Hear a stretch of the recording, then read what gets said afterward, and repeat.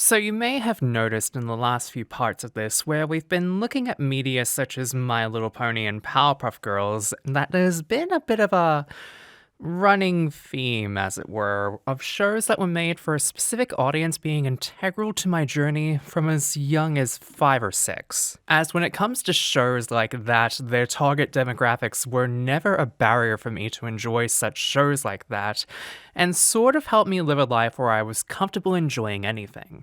Because while many would think that the link between the two shows before it was the fact that Lord and Faust was mainly the two bits linking the two together, it needs to be said that I've actually been leading you all on a journey in reverse order on media that basically broke my mental boundaries for me in my younger years and influenced me today. Yes, once again we're going to be talking about a show that, while many people look at it and think that a show like this shouldn't be one that helped me with being trans, it did in fact set a healthier expectation than one may have thought for such a child such as myself back when it was airing for me. So follow me, if you will, to a house covered in vines, because the topic of today's discussion is of one Madeline.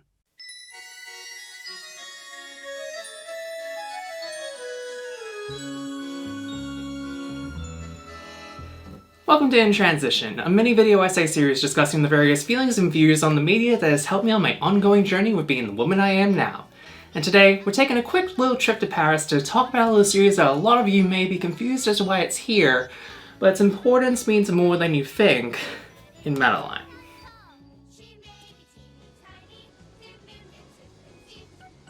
Now, I know a lot of you are probably thinking to yourselves right about now, something along the lines of, wait, this show is being brought up in this? How could something like this be a defining factor in your journey? It's a show for little kids, it doesn't make any sense. Well, to that I say, we literally just looked at two that kind of fit the bill for that kind of criteria, so it's not exactly like this is an out of left field suggestion. But I get the apprehension to it, somewhat. So let me kind of link it up to the ones that I was saying before, that Madeline is a similar case of having an early onset experience with shows that broke traditional norms for me growing up. As this is one of those shows that I instantly latched onto like nothing else when I was between the ages of 3 and 6. And maybe more so thereafter. I guess to put it in perspective of the bigger picture that we've weaved up until this point, Madeline was to me in my younger years what Powerpuff Girls and My Little Pony Friendship is Magic was to me in my older childhood and adolescent years. The connection of all three of these series share cannot be understated by just writing it off as a show for preschoolers or little children. Heck, you can find a lot of similar aspects between the two before this one at Madeline as well. Stronger showing female protagonists like an MLP that act as good role models, you got that here. An equal balance between the positives and negatives of masculinity like in Powerpuff Girls, you've got that here too. In a way, it's why I felt like going backwards on this part of the journey was important to showcase the important fact that this kind of was always the case in my life, and that it wasn't just one show that broke down my expectations of what can be enjoyed outside of the typical nature that being masculine in my older years would have me believe. And I'd kind of argue that it's by showing this series off to tie it all together that we kind of see where it all truly began for me on this journey. So with that long explanation out of the way, how about we actually talk about the aspects of the show that affected me, starting with the titular orphan herself. If anyone were to ask me what fictional characters I looked up to when I was younger, 9 times out of 10, this redhead would be one of, if not the first one to be coming to my head. And for the life of me, it always kinda confused me when I said it to others. Well, not really. I just didn't understand why the first question people would ask me is, why is it a girl you're looking up to? And while I couldn't always give a definitive answer to that when I was younger, I can confidently say that now it's because, well, have you seen what this little orphan has been through? If not, let me run through some of the most awesome things this girl has been able to do. Dealt with an appendix bursting like an absolute champ, created a soccer team from scratch and was hella amazing at it despite having no prior training, managed to get mixed up in a doll factory and find her way home without much issue, almost got a cooking diploma at age 7 and gave it up to feed some homeless kids a roast chicken she made. Oh yeah, and let's not forget she saved herself and several other kids from a child labor facility and brought said people running it to justice on her own. And that's just the tip of the iceberg for like 59 episodes and specials, including 2 movies, mind you, of feats that this gal has had to endure over the course of this series run. So yeah, I'd say she's a pretty good role model, and it's no wonder I was like, yeah, that's the kind of person I want to be. Not all realizing I meant it in 2 different ways when I was still growing up. But that will come later on. Point is, it's not all that surprising to realize when you think about it from the perspective of someone who latched onto that kind of media very easily and found a character like that to be very easily able to look up to. But that's just one small bit to how and why this affected me so much.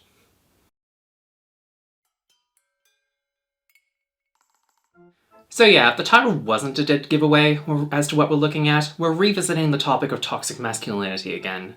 Seems to be a running trend with this kind of media, ain't it? Considering when we last looked at it in Powerpuff Girls, it wasn't as abrasive as it was in that one, nor is it as deeply instilled as it was with Ranma. But with one of the more earliest stories told in the overall bits of the specials and the first seasons of the show, we gotta talk about the bad hats. And that includes the little shit known as Pepito.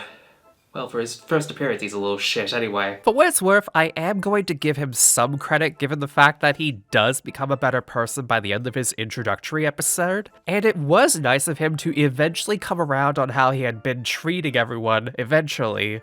Especially given his family's background. But what I do have to say is that did it really need to have to take him nearly having to deal with getting gravely injured to learn said lesson? Not exactly, however I'm not going to try and say that he didn't really have it coming with how he was being at the start. That being said, this one is a more unique circumstance to what we've come across in the past, as it's less of an instance of seeing how toxic masculinity is affected by your siblings as we saw with the Rowdy Roughs in Powerpuff Girls, or your parentage like Genma was guilty of in Ranma 1/2, but more the people around you. This is shown in full force when we see the trio of others that were similar to how Pepito originally acted, known as the mean, nasty, horrible hats, come around and instantly try to turn him away from his changed ways and fall right back into his old habits. Unfortunately, he does relent, but it's a good showing about how the nature of those around you and the expectations that come from how you are with said groups does in fact become something that affects your own nature as a person, especially when it comes to those that have been around you longer and therefore have a reputation to uphold. It's little things like that which makes the dynamic that comes about in these 2 episodes in particular an interesting contrast. As well, it's obvious it's an intentional behavior brought about by his upbringing and his introduction, an obvious showing of the boys will be boys ideal that gets spread around so often, and later gets thrown away once it's shown that it's not good to be, well, such a little shit.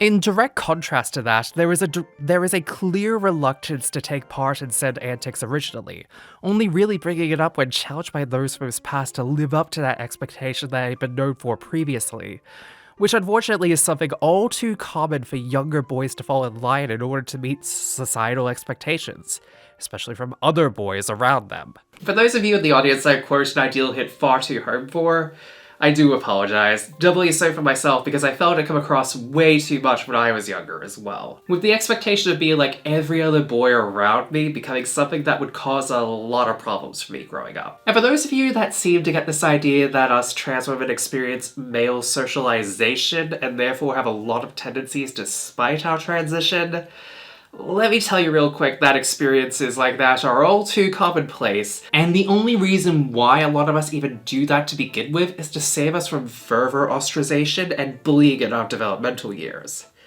often to our own detriment. Which is why, arguably, the dilemma that Pepito goes through when the bad hats come around is one of them that many a trans girl can relate to.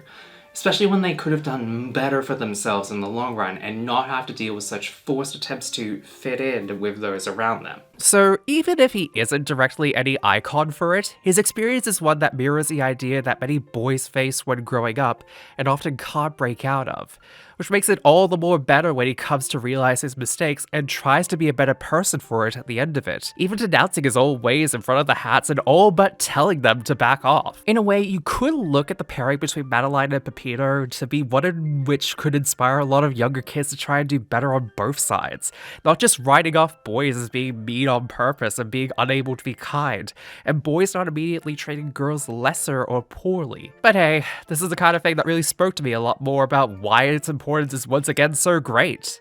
Because if context like that is able to be found in a show like this, from someone like myself at such a young age, and much more so now, it makes you wonder what else could really be hiding in a much more simple show like this one in a way, right?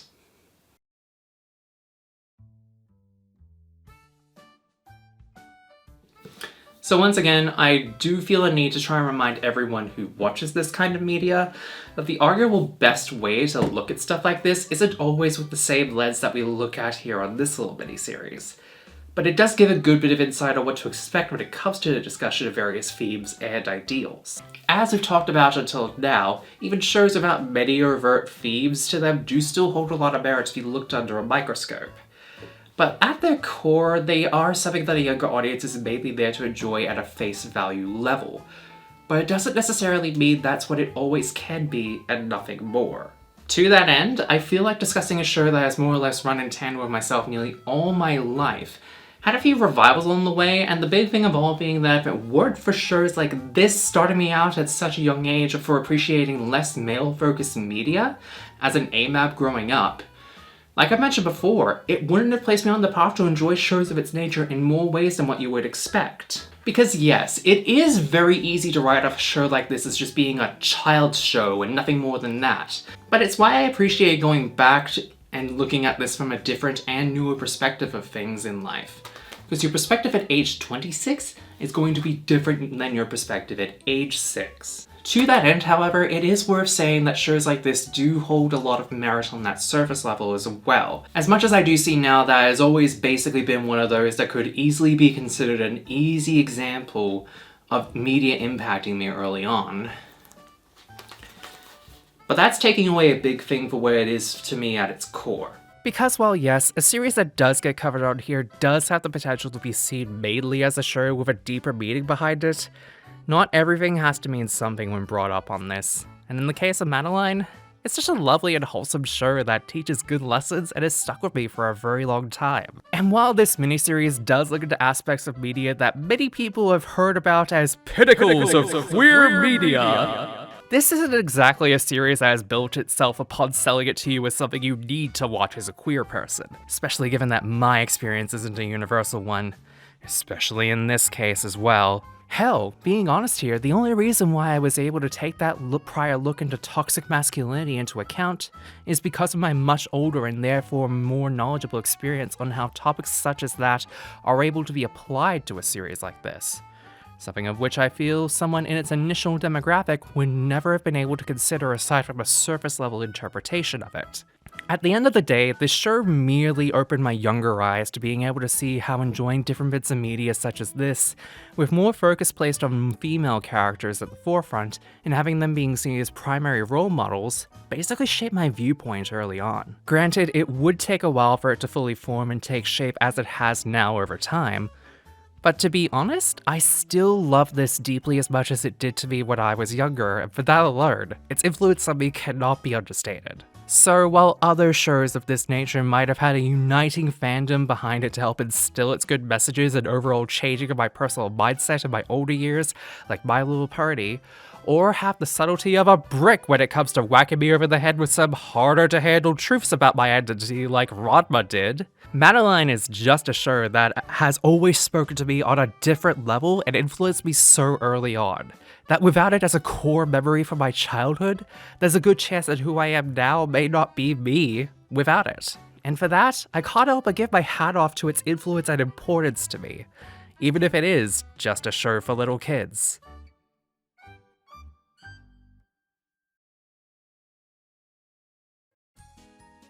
Thank you for watching this episode on In Transition on Madeline. There we go. This one was a little bit more of a personal one yet again, and once again, thank you for joining me on this little bit of a trilogy of ones that have kind of been a bit more of a personal impact on me. Much like the ones with MLP and Powerpuff Girls, this one was a bit more, I don't know, like I've mentioned already, pretty personal to me a lot, and Honestly, looking at what we've got up here already, it might be one of my favorite ones I've done so far. So if you've enjoyed me looking at this nice little show for preschoolers, I really do appreciate you watching through all the way, because believe me when I say every single moment where I said that this was a big impact on me, I meant every single word of it.